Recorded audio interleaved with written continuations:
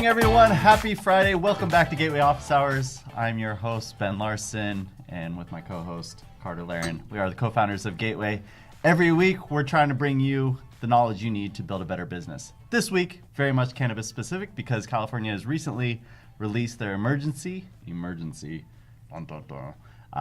regulations for the cannabis industry. So we're going to go over that with our good friend, Kieran Ringenberger. Hey.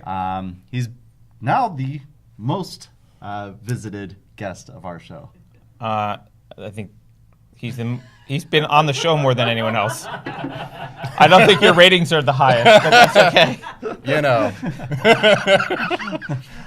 We'll work on that. Some of the most valuable information. What did I say? I don't even know. I kind of I blacked don't out know. there. It was there were words and adjectives in there, Yeah. but I don't know. Alistair had me up at 5:30 this morning, so I'm Well, blame the baby. That's Yep. a good strategy, Ben. If you want to follow us, subscribe, help us, support us, whatever it is, make sure that you watch this every week. I'm looking at the wrong camera. Yep. There you go. officehours.tv. It's much easier to say and easier to follow and go to. So officehours.tv, go there and press buttons and do things. Good. All right, that was All right. That was stellar. I don't know why we don't have more viewers. So, last time you were on very recently, actually, Kieran, in September, to talk about the regs in California. Yeah. And we now have emergency regs that came out. Which is my first question. Right. So Ben's very excited about the word emergency. It's an emergency. It is an emergency. Why is it an emergency? If you don't have a license, It will be an emergency. It will be an emergency. The reason they're called emergency regs is because there's a rulemaking process for regs in California, and that takes a long time. And the real regs is probably going to take 6 months to a year to develop. And so to have them be effective on January 1, which is the goal, you have to shortcut the normal process, and to do that you have to say it's an emergency. So they're just wait. ensuring your job security and your fourth appearance. On Gateway Oh, Office Hours. I mean, there will be. Do lawyers have lobbying groups at all? You know, we didn't have to ask for this. There's plenty of constituents This is to California. create regs for us. We Fair don't enough. need to ask. There will be probably some changes to these regs because we're in a public comment period on them right now. It's very short, 5 days, but it's open. So they'll probably make some minor changes. There will be probably another round of emergency regs. I hear that the Department of Public Health is working on regs to address co-packing or co-location, meaning having two licensees at the same facility or using the same facility. So that probably will come out maybe January, February.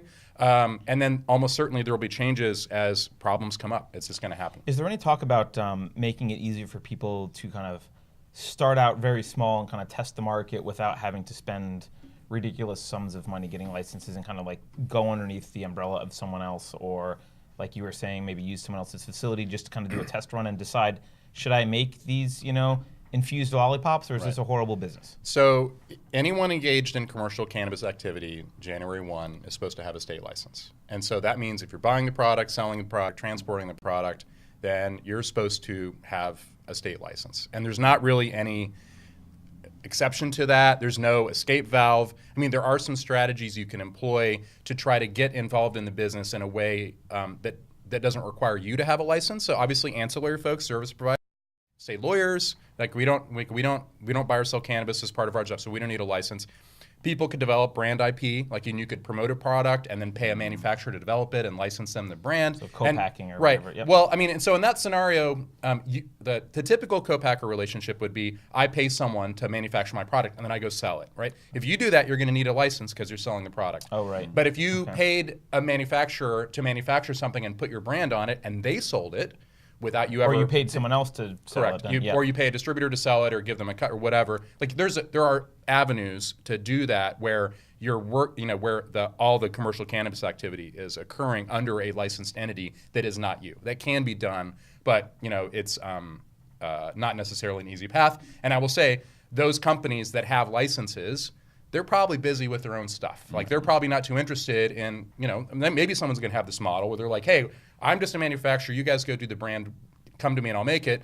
But I think it's untested whether that's going to work. Right, because the value of the license is high enough that you might as well leverage it for your own brand rather than spend money on someone else. Right. Certainly, the folks I know who have made the investment to go get a license have are doing their own thing. It doesn't mean if they have extra capacity they wouldn't like to make use of it, et cetera. Of course. But that's what you need someone who is willing to basically use their license to make a product for you and sell it for you, and so that you can operate under their license. So before we get into too much detail, there's a clarification that's near and dear to our hearts, and I don't want to throw any particular publication under the bus. But one of our portfolio companies, Somatic, we'll call them out, great cold brew infused coffee. Someone wrote an article immediately after the emergency reg saying, "Sorry, Somatic, you can't mix cannabis with caffeine, so your business is over." Put a picture up and right, and everyone, because of the state of journalism today, everyone picked it up and ran it without doing any fact checking. That's not actually true. Somatic is fine, as is anyone who's using coffee. Any naturally occurring cannabis is okay, such as coffee and chocolate. Tea, right. Chocolate, Correct. Give me the details of that. That's my kind of overall layman's understanding. So I will say I would want. So there's 350 pages of regs, and I haven't studied this question for a client, so I don't know. But my recollection though is you can't add caffeine to a manufactured product, but if there's naturally occurring caffeine, like for example chocolate or coffee, then I think you're good. But before anyone relies on that advice, they should ask me to actually look at the regs. Right, they should pay you. Yeah, exactly. Right, yeah, no, I understand that. And by the way, if I actually know the answer, I will tell you without the caveat. I know. And that one I'm just not sure. But I'm not I a do think lawyer, that's right. and I will say we did have someone look at the regs, and it's fine. There you go. So that's consistent with my understanding. But don't blame Kieran if I'm wrong. Precisely. So there we go. Never blame Kieran. So I think maybe the most important thing to unpack is really the difference between these emergency regs and what we saw earlier.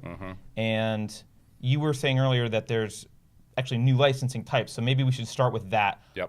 What are the new types that are in this emergency regulation? So there's a few. So there's a processing license. That was actually in the draft cultivation regs before, but now it's for real. So a processor is a facility that does drying, trimming, makes pre-rolls, that sort of thing for a cultivator.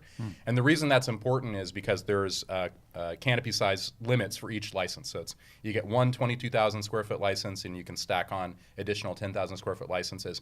And you're not allowed to commingle the product between those licenses.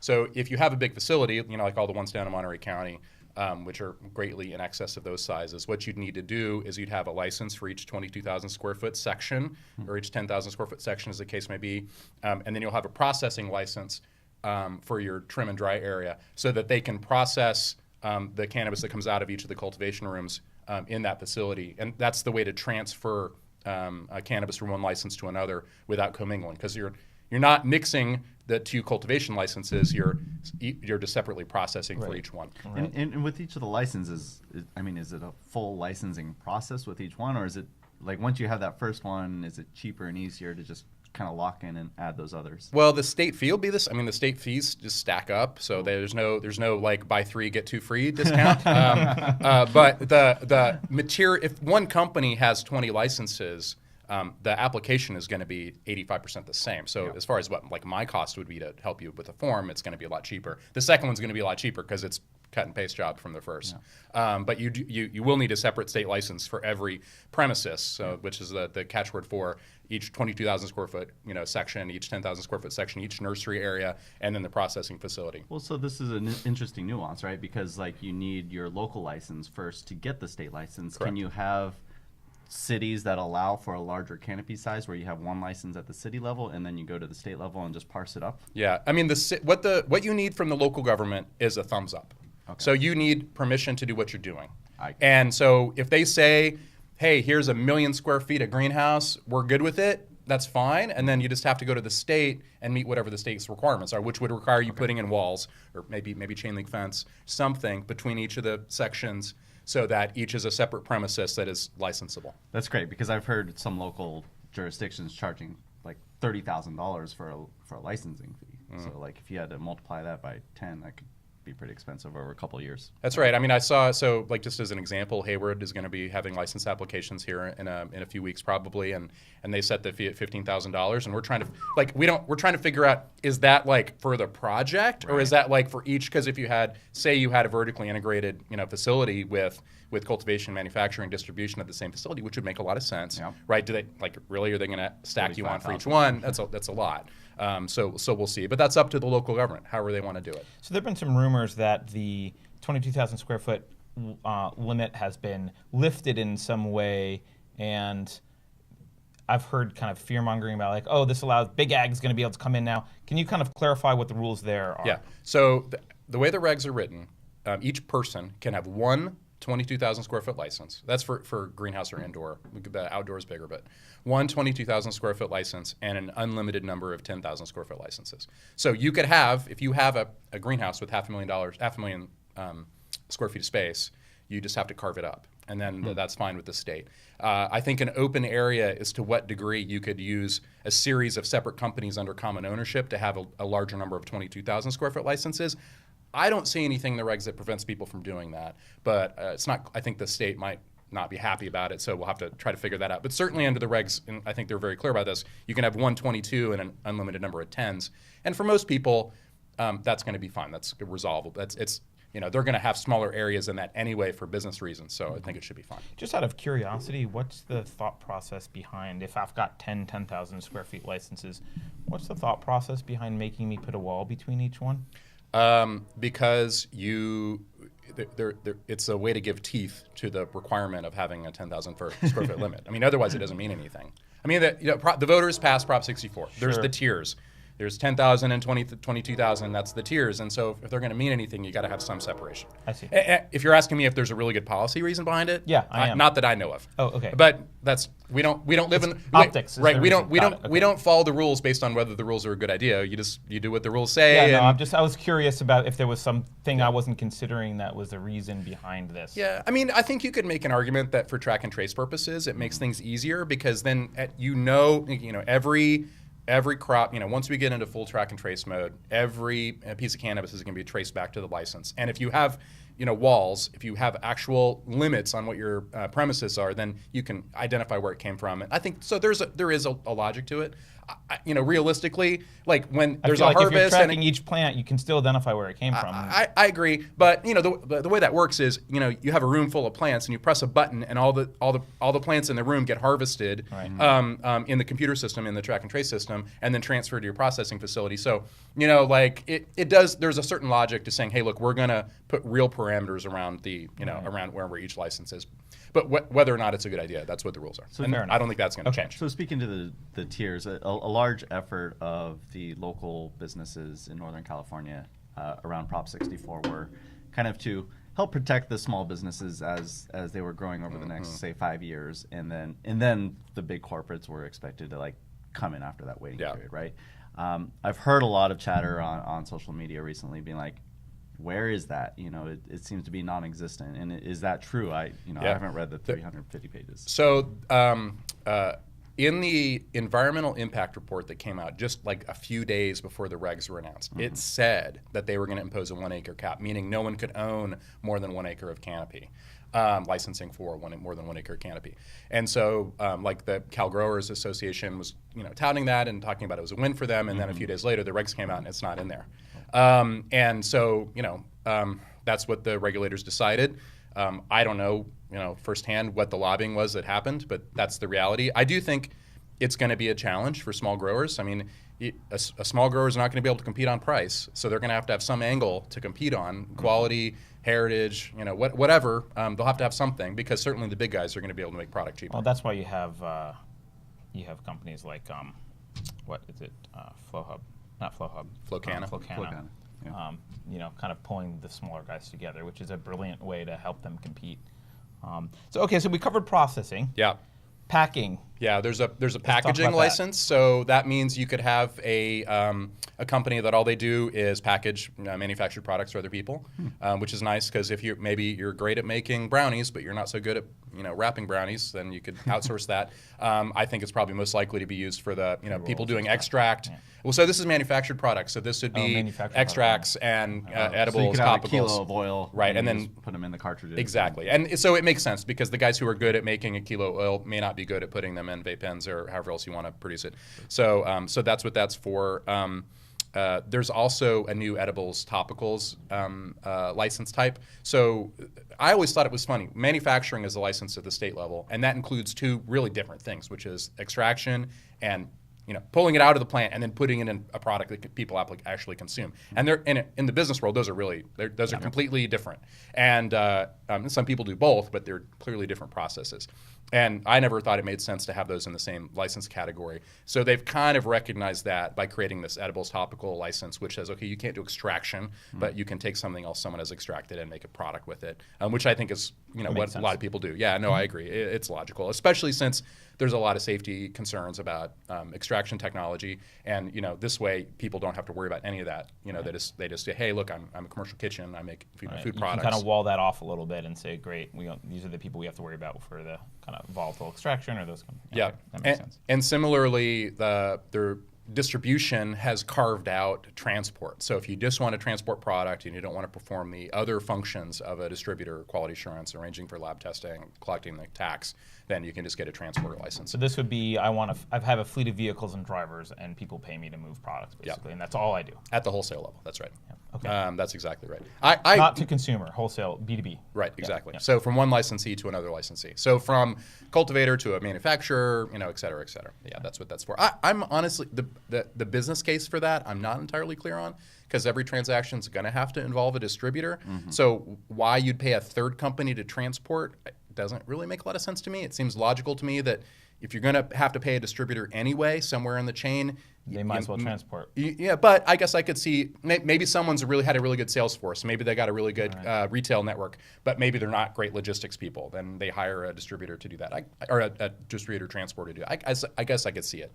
Yeah, it's kind of almost like a version of FedEx for, I've got to get some stuff here, maybe, but it's not part of my normal distribution chain. Mm-hmm. But that's not a huge business. That's just a kind of one-off. It could be. I mean, if someone has a great network, actually, then you're like, hey, I'm a grower in whatever Humboldt, and I need to get it to a dispensary in San Diego, and my normal distributor relationship, they just don't have the facilities to do it. So hire someone. I guess I could see that. Mm-hmm. So presumably someone will set up a real great state network and be able to serve that function. So the other one we were talking about, and I was actually talking about someone before the show. I was talking to someone about this, is events. Mm-hmm. And you guys may have follow-up questions after, but can you just kind of go over an overview of what the rules around events are? So, they're trying to create a license category to capture things like Emerald Cup and HempCon and those type of events. They, it's reasonably straightforward. The one thing is, if you want to actually sell product at an event, then you'll need to have a retailer license. Mm-hmm. So you'll have to have a permanent facility somewhere that has licensing to sell at retail, and then you could set up a temporary, pop-up at an event. So you can't do like a bake sale. Right, exactly. You could, but you'd have to find someone with a retail license who could come run it under their auspices. Mm. And that's the one thing that, I've seen a lot of people pushing back on this requirement, and they said, oh, now, my whole model was I was going to go to Emerald Cup and have this booth, and and now I'm shot. And it's like, you can still do that. You just need to find someone with a retail license and partner with them so that they run the retail store. Maybe you can provide them wholesale product. Maybe you could, provide logistics, whatever you could do, that is licensable. You can still make it work, but someone with a retail store who has a license somewhere in the state would have to help you run it. And I don't think that's that hard. That's not going to be that hard to find. So does this cover the question that I've kind of always had, because I feel like it's been murky, or maybe just outright illegal, I'm not sure. But if a company has an event, maybe it's not Emerald Cup, it's just they're at some event, maybe they're at a farmer's market and they have a table and they're like, say, hey, these are infused products, I want to give some away, or I just want to give away free samples to people. Is there any provision to actually allow you to do that? To do that, whoever's sponsoring the event would need to get a cannabis event So license. You couldn't do it at a non-cannabis event. You can't just, as a business, you can't just say, here's a free sample. That's commercial cannabis. Well, okay, so a few things. One, let's talk about if you were selling it. Okay, so the answer is, to do that, you either need to have a permanent retail license for that spot, right? If it's a farmer's market, that's not happening. Or you could get an event license for the event, which is possible. It doesn't mean everything at the event has to be cannabis. I mean, if whoever runs all the farmers markets in Oakland decided they wanted to allow cannabis vendors at their events, they could go get an event license for their weekly, farmers market.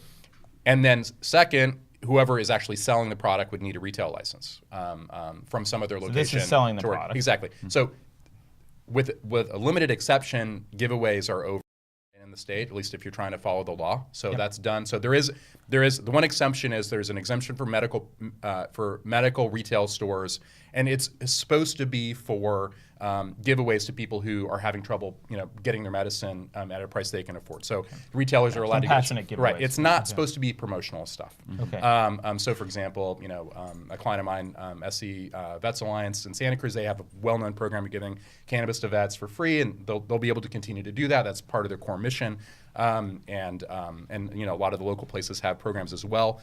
So you'll see that, but it's not supposed to be like, hey, free samples. That's not What what about it is. privately? I'm running a company. I make brownies. I meet you on, I won't say on the street, but at your office, and I'm like, oh, by the way, you should try our brownies here. What do you think? So, is that an individual? I mean, does it count as just an individual? Here's what I can say unequivocally. Okay, under Prop 64, one consumer who has lawful possession of cannabis product could give that product away to another person. Okay, that's allowed. Gifting is allowed. Where you get into a gray area is if it's the company giving it away to promote itself, that's clearly prohibited. Okay, so then there's some line drawing problems about, say, the CEO or marketing director who happens to have a few products that he purchased from the company, and then if he or she gave them away to his or her friends or family, like, okay, we're definitely in a gray area. Okay. I am hopeful that the state will issue some guidance around this issue, because certainly it is the case now that if you're a product manufacturer and you're trying to get into dispensaries, you give samples, right? Of course. It happens. And in so we fact, have, you need to. right. Well, and so I think we need to have a framework that is realistic that addresses that situation, Has which we anyone do not have. discussed that at all? Okay. Well, I was on I serve on the CCIA legislative committee, and we were discussing this exact issue after the regs came out, and we're like, hey, I want to know what my salespeople are allowed to do and what they're not allowed to do, and there's no clear guidance. And so, right now, my practical advice would be to stay completely above boards. I think there's some creative things you can do to functionally make sure that retailers have samples of product to try that's compliant, but it's going to take some flexibility and rigmarole to make it really compliant. So if you're a CPG company, now might be a good time to comment on the regs and say, hey, there needs to be a provision. This is what we think it should look like. Well, yeah, I certainly think they're in a public comment period right now. That's what I'm saying. So if you're like, hey, we need a way to for example, I think you could have a provision that says licensed wholesale manufacturers, cultivators are allowed to give samples in the following parameters to licensed retail stores. Right? I think it seems like should be clearly allowed. Right. That should be clearly allowed within parameters, and I'm hopeful that in the long run they will be. I think. I don't know whether the regulators just didn't think about it or whether they just couldn't get to the bottom line. They have no reason to prohibit that kind of activity. Yeah. It should clear. It's going to happen. So let's put a framework around it that makes sense. I don't want to extend your knowledge of the gray area, but the alcohol industry has limits on what you can give away, and so that's why we have Bevmo's 5-cent sales, for their wine. I mean, at a what would typically be a promotional sampling event, like, what if you had a jar of quarters there? Is there a limit on what the price is? Like, could someone pull a quarter out of your jar and be like, here, I'm going to pay a quarter for that sample? I think if someone actually paid a quarter, I think that's not free, and so that would be allowed. I think, but you have to be able to sell it legally. If you have a license, you're the licensed business. For example, if there's a retail store that said, if you're a new customer, new patient, new customer, we will sell you a pre-roll for 50 cents or a quarter, some nominal price. I think I don't see anything in the regs that says you can't do that. If you give them a quarter and then take the quarter back, that's a giveaway, right? It is, and so that's not allowed. So I think, but just saying hypothetically, right? Yeah, and maybe we could talk about rebates. We could talk about stick it in a jar on the counter and say that anyone can take this quarter. I mean, if you ask me, that looks like a giveaway. Now, what's the enforcement around that going to be? Who knows? But if you ask me, we're just trying to get you in trouble. I understand. I understand. Okay, so is there anything else on kind of the new licenses or any kind of new licenses other than what we've spoken? Or is that Nope, those are the ones. Okay. Any major changes to existing licenses that people should be aware of?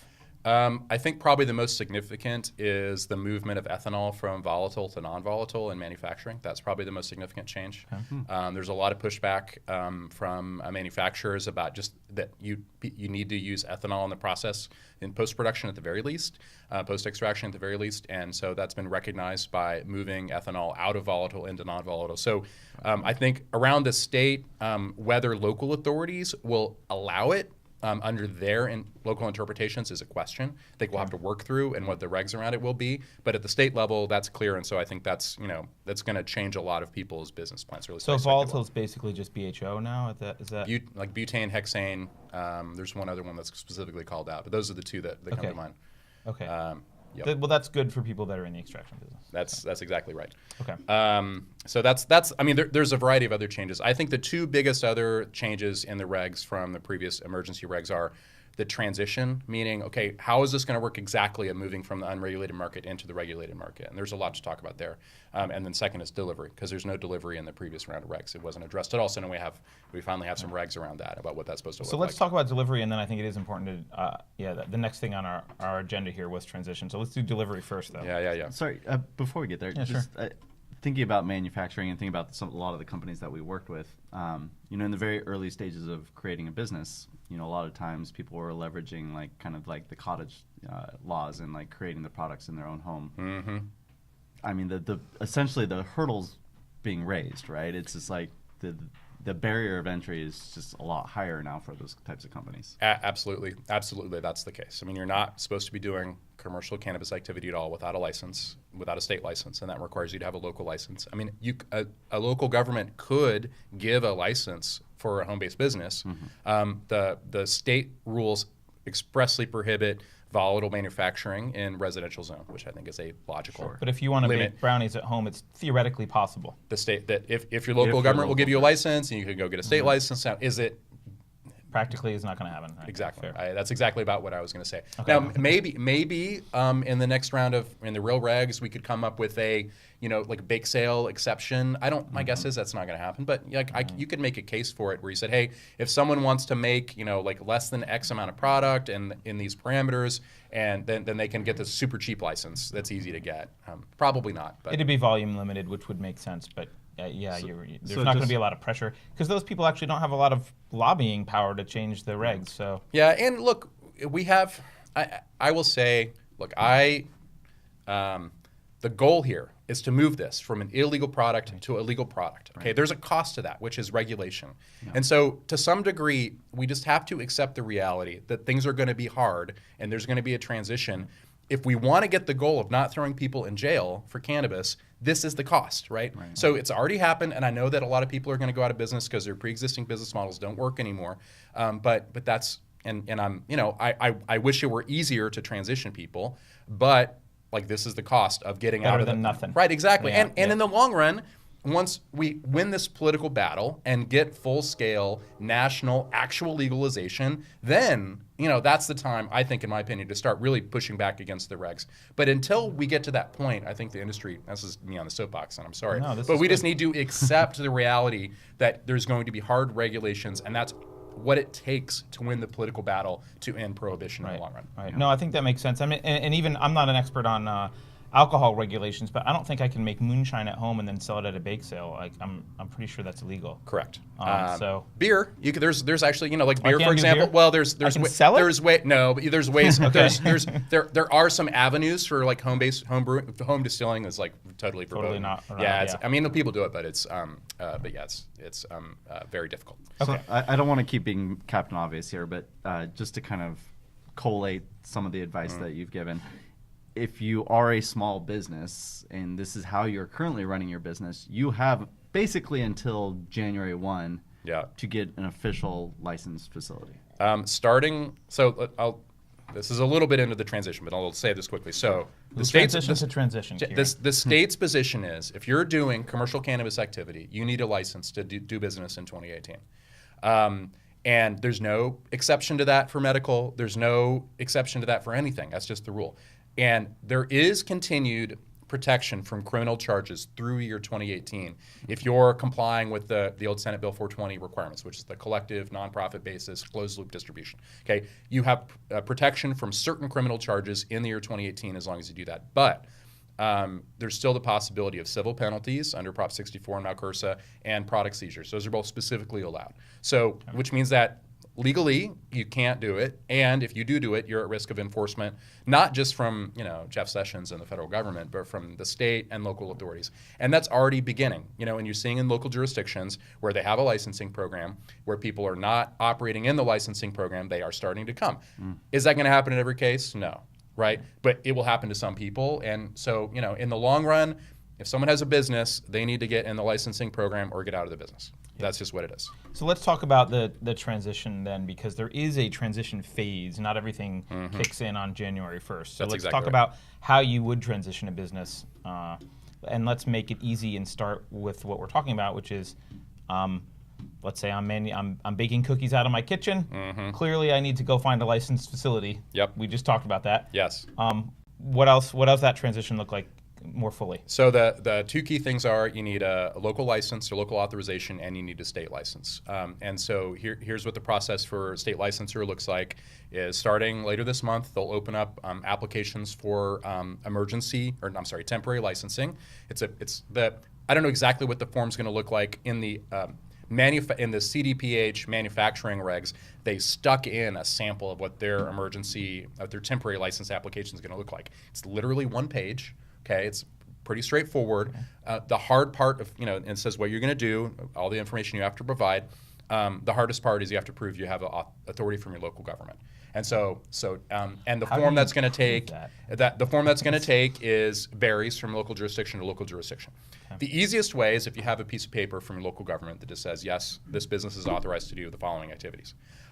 Some jurisdictions are going to do that. So Oakland, for example, has a program where they've said exactly what you have to do to qualify. These are the steps you have to get through. It's not your total license. It's actually as long as you're making good progress in the licensing program you have sign off from 2 specific city departments, then they will send you an email that says this company is authorized to do X, Y, and Z for purposes of state licensing, so you can go. But this December 1st, to be clear, getting 2 departments in the city of Oakland or any jurisdiction to sign off on something and send you an email in time for you to then turn around and use that to submit your state application the time's running out. It's not trivial. It's not going to be fast. Shut down around the holidays, right? It's 100%. I mean, and look, the description of Oakland's process literally came in an email yesterday. Okay, right. So they have announced. No, they have like 2 weeks to get emails out.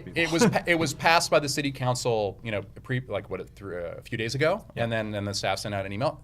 Their process is pretty straightforward. So is it totally achievable? Yes. The two city departments you need approval from are zoning and revenue management. So to get those requirements, you have to show that your facility is zoned correctly, and revenue management means you have to get the certificate that says you're going to pay your taxes. So these are things you could do in an afternoon if your facility meets the requirements. Okay. So in Monterey County, another very active jurisdiction, they haven't provided formal guidance, but what they've said kind of informally is if you're in good standing with the county, then they'll give you some kind of authority you can take to the state. Okay. Santa Cruz has a similar program. I actually just got an email yesterday that Santa Cruz County, for unincorporated Santa Cruz County, has a requirement. They've said these are the parameters. If you meet these parameters, we'll give you the letter. The thing is, those are the jurisdictions that have really been forward thinking about cannabis regulation. I think the hard thing is, what about jurisdictions where they're not, right? Where they're not behind. Exactly, and in those places, who knows? Which are a lot of jurisdictions. That's most of the state. So at the very least, you're going to have to be proactive. If you're one of these businesses, you're going to have to be very proactive in the next couple of weeks in getting this, so you can turn around and submit your state application. If you're in a jurisdiction that hasn't given guidance, you're going to have to figure out what you think the state might accept to prove that you're okay. And who knows what that is? Frankly, you just have to shelve off operations, right? When if you want to be compliant with the law and you don't have a state license, you're supposed to shut down on January 1. Yeah. Now, will everyone do that? No. An application for a state license, is it? It's an emergency, the temporary state license. Right, the temporary one. So, and they've said they're going to start giving them out on January 1, January 2. Okay. So, Will everyone have them on January 1 or 2? No, probably not. So there'll be maybe a few days where you don't have your license. And I expect my, the last 2 weeks of December, I'm got to warn my family, I'm probably not going to be around too much, guys. We're going to be a little busy, but hey, that's what it's going to take. So that's, and then how the temporary license works is you submit this application, you get a temporary license, it's good for 120 days, and then, or maybe it's 90, it's good for a certain number of days, and you can get one extension, and the goal is you use that time to complete your real formal annual license application, and then you get, so hopefully you'll have your annual license by the time your temporary expires, or maybe you get one extension in order to make it happen. And we don't really know exactly what that looks like. I don't think the regulators have really decided exactly what that looks like, but that's the general framework. As far as what happens in early January, my guess is it's going to be a little messy, right? Yeah. So what about earlier in the value chain? What if you're a cultivator and you've got a warehouse in Oakland and you're growing, or you're an extractor? What does that process look like? Is it similar? Same thing. Okay. So you can get, if you have a cultivation in Oakland, if you have your application in, you have your sign off from these two city departments. You can get your temporary license. I would say for Oakland, actually, the big wrinkle is the equity program. So to get your sign off on the temporary license, your equity incubator partner has to also get sign off. So you go in together. And so my belief is that in the next couple of weeks, there's going to be a lot of people who finally come around to the reality that they need to actually solve the equity situation in Oakland, because there's a lot of people who have just been assuming that, I'll just submit my license and it'll work out. Right. But now is the time to figure it out. Honestly, what we've been seeing is Oakland flight. Yeah. We've been seeing people like, fuck it, I'm moving to Emeryville or whatever. Like, people are leaving. I mean, I agree, but I'm not making a judgment about it. That's what we're seeing. It is true. The other thing is, I don't know, the list of places where they have a process to get your temporary license by the beginning of the year is a very short list. And so if you're in business today or you want to be in business on January 1, there's not a whole lot of places you can go to and make it happen quickly. Oakland is one of them. If you don't mind long drives, Sacramento is great. Are they going to give, what? I don't know what they require to get the temporary authorization. I don't know what they require. It's expensive, although I think they just lowered their fees. But they have a process at least. Well, there you go. Have you been tracking closely what's been going on in San Francisco? Not as much. Okay. Not as much. I know they passed regs. I know they passed the new ordinance, but I haven't been following it closely. Do they have a temporary process at all? I don't know. Okay. I assume, but I don't know. Today. Today's the due date to submit? If you're in San Francisco. Today's the 1st. Oh, it was yesterday. So timely, Adam. Thank you. So there you go. There you go. The other, I think, key things that are happening around the first of the year. So one is the requirement to have a distributor involved, right? So this is a new requirement that no one is, this doesn't happen in the market today much, is every transaction after January 1 between licensed folks has to involve a distributor. But you can get your own distribution license. You can if you have a property that's zoned for distribution according to your local authority, and you have approval from your local government, and you apply and get your distribution license from the state. Yes, so you can self-distribute if you get a distributor license, but most people don't. So in Oakland, the zoning for distribution is different than the zoning for some of the other requirements. So you might just, by virtue of the fact of where you are, it's hard to find an overlapping spot, basically. I mean, cultivation and distribution has the same zoning, so that's easy in manufacturing, but delivery does not. So so it's going to vary. So that's an option. A lot of people, this issue is going to catch a lot of people off guard, I believe, because they need to have a relationship, ready to go. If you want to do commercial transactions after January 1 with licensed companies, then the distributor needs to be in the chain somewhere. I would just like to add a little bit of color from Karen Byers. Hey, Karen. Cool. Not to make this ultra doomsday, but if you are if enforcement comes down on you after January 1, not only are you face fines or whatever, you could be barred from the industry for 5 years. So there's a rumor going around that the state has said they're going to do this. That is not the case. There's no official guidance that says if we catch you, you're out for 5 years. Okay. Could they do that? Yes, they could. Sure, they could do anything. They could. They could do whatever. They could do 10 years. Exactly what they will do if they catch you operating without final licensing is a question mark. Right. It's probably not good, right? Yeah. I actually asked, there was an event here in Oakland, and I asked Lori Ajax this directly in a Q&A. I was like, look, local licensing is moving at a snail's pace. Yeah. There's not going to be enough local licenses to meet demand. So what can you tell us about your enforcement philosophy? And what she said is, you need a license, but as far as enforcement goes, we're going to be very busy. So, do not take that as, oh, we can get away with anything. Do you have a short straw in your hand? Right. And so if you're in business, go get a license. But is everyone who doesn't have a license going to be barred for 5 years? Probably not. But still, everyone should go get a license. Could be maybe. Yeah. Exactly. Yeah. It's certainly playing the lotto, right? And your odds may not be good. That's absolutely the case. Okay. Cool. I think sorry, go ahead. No. So distribution is one. And there's no phase-in on that. That's immediate. So they haven't said, for the first 6 months you can do direct transactions with that distributor. I was kind of actually thinking they would. But so that's weird because distributors also have to kind of scramble to get their licenses in place. So if your planned distributor doesn't get their shit together in time, correct. Now you're screwed, and there's going to be a bottleneck. Correct. In the early part of the year, I imagine. Yes. So okay. Whoever has distribution licenses on January 1, I think is going to be in a good spot clean up. Because there's a lot of people who are going to be needing your services. And so it's actually just having a conversation yesterday with a guy who's like, I don't know if I really want to do this in the new license regime. And he's got it, distribution is what he wants to do. I'm like, well, you kind of got it. buddy, now's the time. Right, exactly. Yeah. If you can make it happen by January 1. So could we talk about distributors just for a little bit? Because what it sounds like is they're going to play a very pivotal role in this whole transition.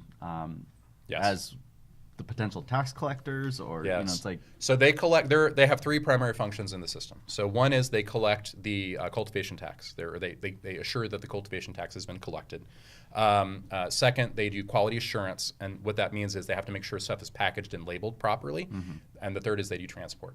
And so those are the important functions. I guess actually there's another one, which is part of QA is confirming that lab testing has been performed. I was going to say, where does testing fall into so that? they don't do the testing, but they confirm that the testing has been test done. Results that, yes, a nice little done, delegation move from the government. Huh?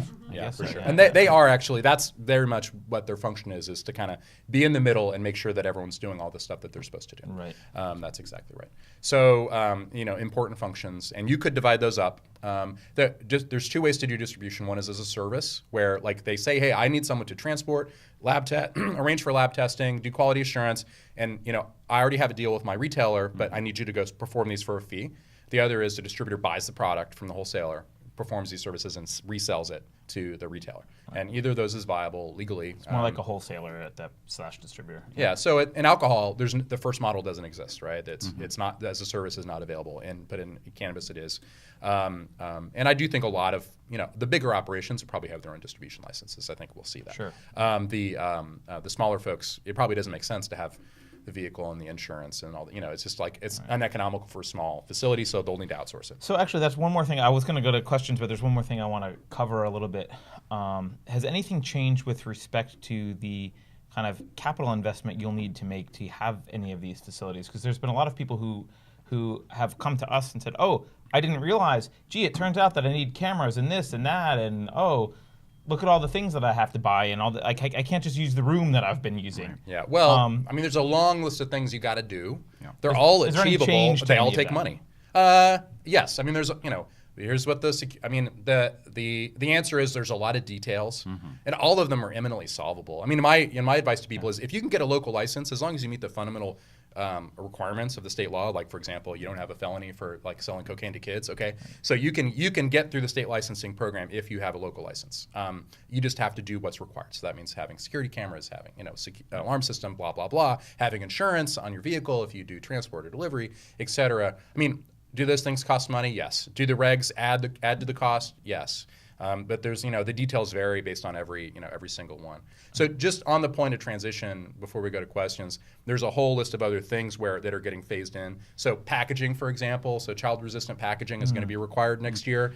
There's an exemption for stuff that's in inventory at retail at the time they get their license. So I expect you're going to see a whole lot of transactions where retailers take possession of a whole lot of stuff. Yeah, exactly. As a consumer, don't buy anything in February because it's all going to be old product. And then in the long run, everyone's going to have child-resistant packaging. But that doesn't kick in though until like June or July, right? No, that starts right away, except for inventory that's in place at the retailer okay. at the time they get their license. Okay, so it all kicks in right away. So that packaging does. Labeling doesn't kick in for some months. I actually thought that was kind of crazy. It's like, I don't know whether those should be aligned, seem to me, but that's not how they did it. Labeling is not required. You just have to put a sticker on it with the warning. So that's easy enough. You get 6 months to do that. Testing, you can opt out of testing for the first 6 months, but the sticker that says this hasn't been tested, needs to be, which I think is important because getting all the testing people licensed is going to be a bear. And then there's also phased in testing. So the first 6 months, the required testing, if you choose to test, is less. And then there's additional requirements in the second 6 months.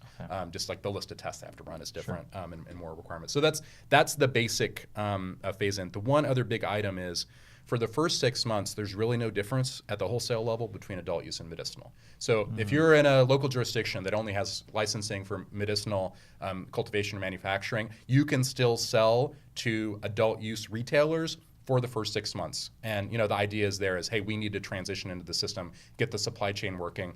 And presumably most of the places that do licensing for cultivation manufacturing and distribution are gonna expand to adult use, and this just gives them 6 months gives them 6 months to do it. So for the first 6 months, it's going to be a consolidated market at the wholesale level. Retail is a different story, and most places don't have adult use dispensary licensing yet.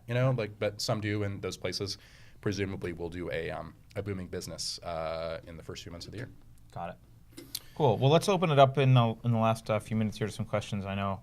Okay, you've got your hand up. Princessa's got a question, so let's go to Princessa first, and then we'll move to David. So, Kieran, the equity licenses in Oakland, can you speak a little bit about the generals who believe that they don't need to partner with equity applicants right now? So, what the city has said is, if you want to get your temporary license from Oakland to get your state license by the end of the year, you need to have unless you're an equity company yourself, meaning 50% owned by an equity eligible person, you need to be incubating someone else, and they need to get their temporary license also. So, right now, if you want to be in business in January and you're in Oakland and you don't have an equity partner, equity incubator, you need to go find one, toot sweet. My belief is that there's going to be a game of musical chairs, and some people are going to get left out. So the earlier you look, the better. If you want to get that temporary license to be in operation on January 1. The earlier you look, the better. And December it's too late. 1st. It's pretty late. I mean, it's funny. Like I know there's still good equity folks out there who are looking to be incubated, who have good business models, who know what they're doing. Princessa is a great source if anyone needs one. Actually, I have a couple of clients. I have a couple of clients who are in that category for sure. So if you're looking for an equity permit holder in Oakland, or someone potentially who could be a permit holder, your phone's in your office. Right? You better get to that. Exactly. Can I do one thing on delivery before we go do more questions? Yeah. So the number one call I get in my office is, hey, I have a delivery service, and what do I have to do to get licensed? And so I'll just say now the spiel that I give them is like, okay, are you running this out of your house or the back of your car? And 95% of the time they say yes. Then okay, you can't get a license for that. You need a licensable commercial facility. Do you run on the kit model, or are you packaging each delivery? Like, oh, yeah, we basically fill our orders out of the trunk. It's like, no, that doesn't work. Okay, how it's got to work is you fill the orders at your licensed facility. You have an invoice, a purchase order, sales order that shows exactly what each consumer bought before you leave the licensed facility, and then you transport it to them. That's the model in the state system. So my belief is like 98% of the existing delivery services are either out of business or diving into the deep black market, on January 1. And so it's just a big sea change. And so many people are get caught short on this. It's frustrating, but it's like, it's what it is, and so people just need to understand. No, I'm glad you got that in, because I know you wanted to use this video to refer people to later. So. Right. Someone needs a flow Kana for the delivery services. I'm gonna make like a little 30-second little snippet, and I'll just email it to them. I'll be like, watch this. Yeah. Right. Now that said, I think if you can find a local jurisdiction that will give you a delivery license, especially in the areas where there aren't a lot of licensed dispensaries, like on the peninsula, or in say in the Bay Area, and like in Contra Costa County, like there's no legal source out there in those places. Very few. So like if you can get a delivery license from a local jurisdiction and serve those areas, there is a tremendous market demand to be met. That right now is being met by people who not going to be able to get a license. And you can probably do it with a relatively low footprint, right? It's like it's not an expensive business. I think it's an operationally difficult business. Sure. I think a lot of people have tried and failed to make it work. But I do think now that most of the competition is going to be, out of business or clearly illegal, it's a different model. Right. Okay. So thank you for Awesome. that. Yeah. No. Thank you. Okay. David. Hi, Karen. Hey. United Foods, how you doing? Good. I got two questions for you. One is around shared spaces, and the other is micro business licenses.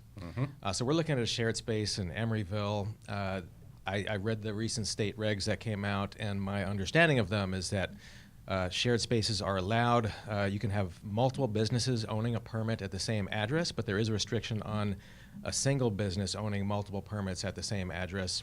So it appears as though this subleasing the space would be okay for us, but I'd love some clarification. My belief and understanding is that you could have multiple permits at the same address so long as each license has a separate premises. So if you took a building and you subdivided it into 5 rooms, pursuant to local building codes, whatever else you need to satisfy your local government, the state will give you a license for each of those separate facilities, even though they're on the same APN and same street address. What you can't do, under the current regs, is have 2 businesses with different ownerships have a license on the same square footage. So, so that's where things stand. I have heard, but cannot confirm, that the CDPH is working on a actual shared facility licensing structure, where, for example, 2 manufacturers could share a commercial kitchen and use it at different hours. Right now, that's not allowed, but I think it may be in the future.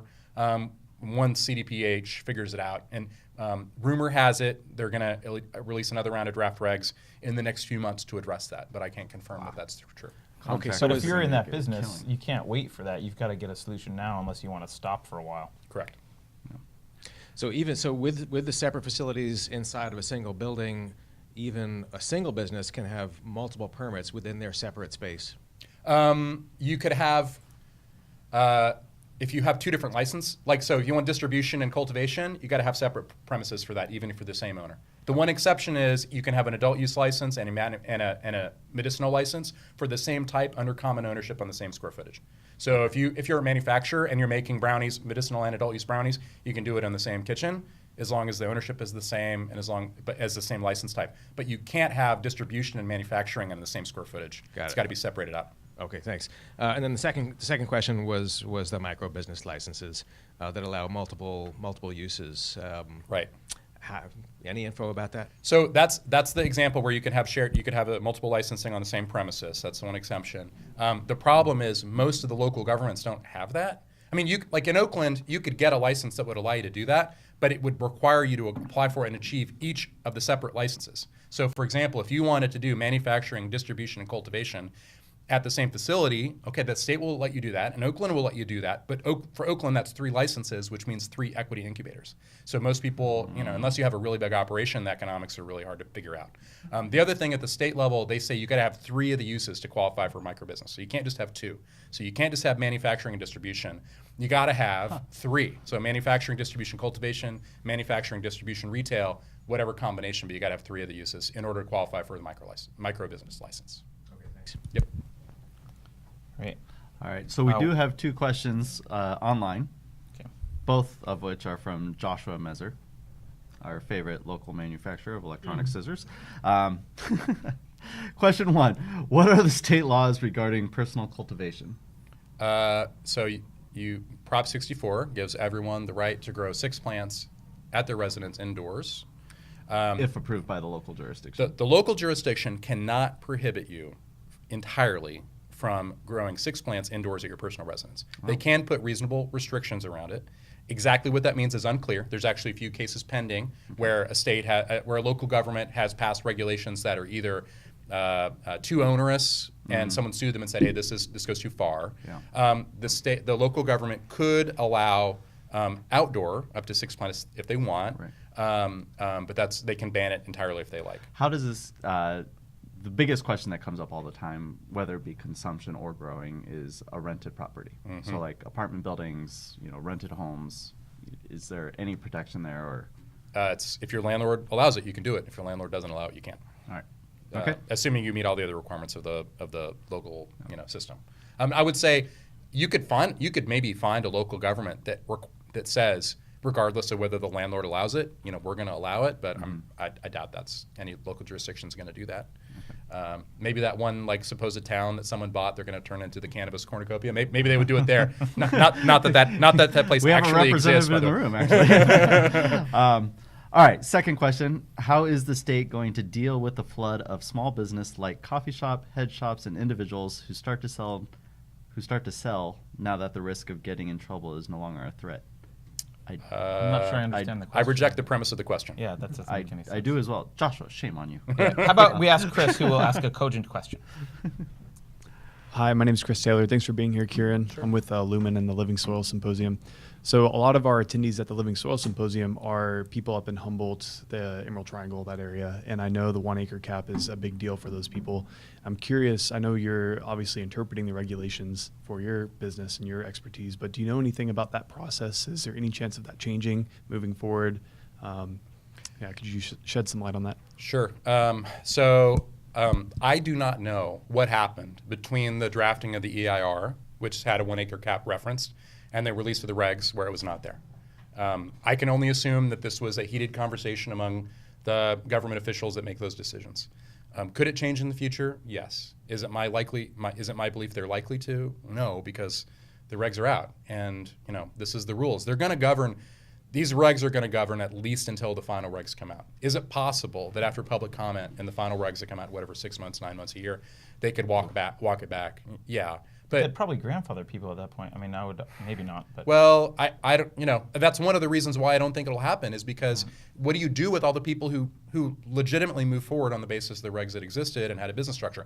Does that mean it won't happen? No, but that's what it is. So I don't really have any great info for you, except to say that I described the law accurately based on the regs, and the decision makers are the folks at Cal Cannabis, CDFA.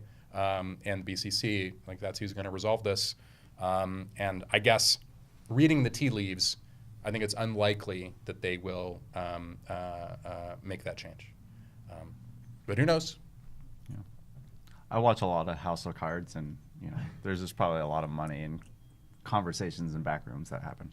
You just have to watch C-SPAN for that. Adam? I have a question. I was told when I looked at the regs, but the application process that if the local authority doesn't actually issue a license, they'll contact them and they have 30 days to reply, and if they don't reply, they'll grant a temporary license? True for in the long run, meaning the annual licenses. That's an accurate description of the process for the annual licenses. For the temporary licenses, I don't think it's going to work that way because there's not time. So because if you apply in December and you have to wait 30 days, it's like you're going to be out of business before you get an answer back. So I think as a practical matter, if you want a license, your local government, if you want a temporary license to be in business in early 2018, your local government's going to have to give you a piece of paper that says yes. In the long run, you might get assent by silence from local government. It's possible. But I don't. But theoretically, if you want to be in business on February 2nd, that could be a strategy if the alternative is nothing. It's possible. I mean, the license application form that the CDPH included in their emergency regs says attach a copy of the authorization from the local government. So that's very clear, right? And I know in the long run, and the reason they have this process where they ask local government to wait for responses because that's in the statute that was passed as part of Prop 64 and part of Marcursa.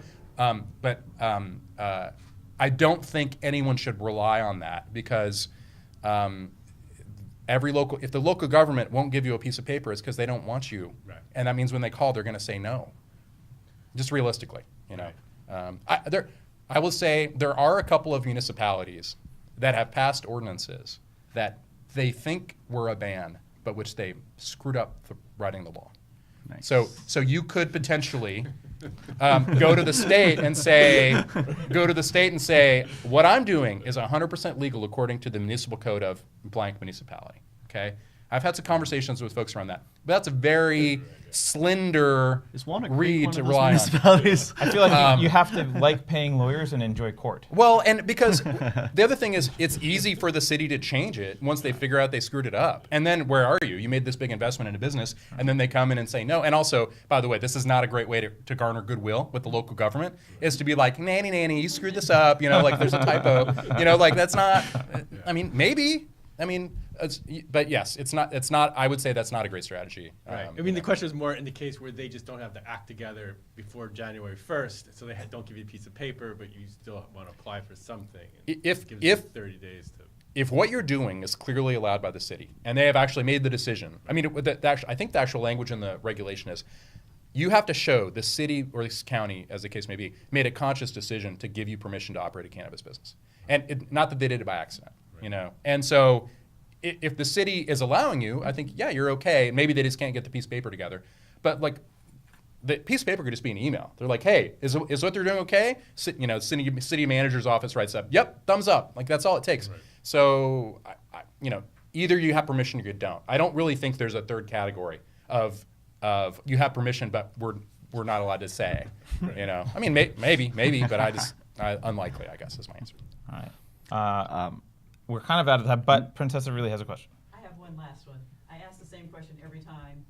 And it's about the cannabis-infused events and if that's going to be legal. Like paint, puff paint and stuff like that?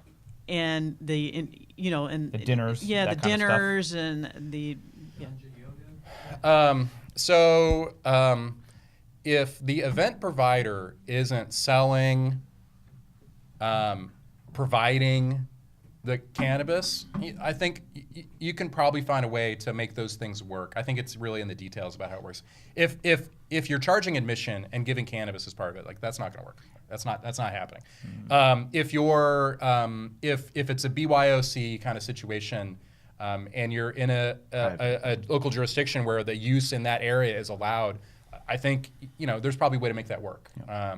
That's the best I can tell you. So just provide clarity. This is a per event license. This isn't like I'm a event organizer. And so all my events are cool. Yeah. Right. I'm not sure I understand the question. So tell me again. Is there such thing? Do you have to get a per event, like we were talking about? Oh, the event before. licensing? Yeah. Is it like all my events are going to be cannabis so I can run farmers markets every week and they have cannabis, or is it every week I need a new license? You get licensed as a company and then there's a license for every event. Oh, so there is an event, like a cannabis event license. Yes, there is. And then there's the event license. Yes. And I mean, I'm thinking of this question as stuff where, hey, is it possible to have a low-level event that's not in the cannabis event licensing category? Yeah. And I like, okay, hypothetically, say you had a dinner party and like you're passing the hat to order takeout. Like, is that an event that needs a license? Like, no, I don't think so, right? Yeah. And so then, like, what if it's at a commercial facility and it's a restaurant? Like, well, typically that's going to be a public area and use isn't allowed there. Right. So that's the issue. But that's kind of a different problem than whether the restaurant is engaging in commercial cannabis activity. I mean, that's kind of a different question. It's kind of like use your head and don't be shady. Yeah, I mean, I would say the devil's in the details, and try to come up with a situation that makes your local government happy, and that follows the law.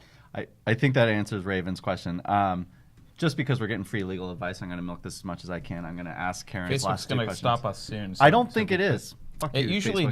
does. Okay, when will SB 420 sunset? And then how does that apply to current businesses that do not plan to apply for a license? Can they be in business till then? So here's the answer, is that the protections from criminal prosecution from SB 420 continue to apply through calendar year 2018.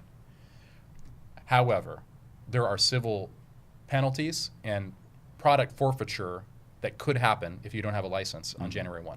And as Karen mentioned, there's a possibility that if you get caught, you're going to be prohibited from getting a license later. Right. So all those things are on the table. So gotcha. That's the literal answer to the question. Yep. Legally, everyone who's operating commercial cannabis needs to have a license on January 1. January 1, people. There we go. Kieran, thank you so much. My You pleasure. handled that like a champ. Woo. You're being peppered. Yes, thank you again for coming back. I'm sure we'll bring you back Probably early next year to talk about The next round of regs. what the hell's going on. Let me say one thing, which is nothing I said is legal advice, because I am a lawyer, but I'm not your lawyer. He's just on this little podcast show. Well, actually, in some cases I am, but not specifically. But he's not talking to you if you're his lawyer. Exactly. No. Or he's your lawyer, whatever. Right. Thanks, guys. Awesome. Thanks Thanks so for much for coming coming on. Yeah, get to business and start. Go subscribe to the channel on YouTube. What is it again? I don't know. Come on. officehours.tv. It's very easy. Go there, press a button. Actually, what's the one thing we want to do? Subscribe to us on YouTube. Yes. There's a button there. So officehours.tv. We will see you next week. Thank you so much. Thanks. Thanks, man. Got it. Appreciate it.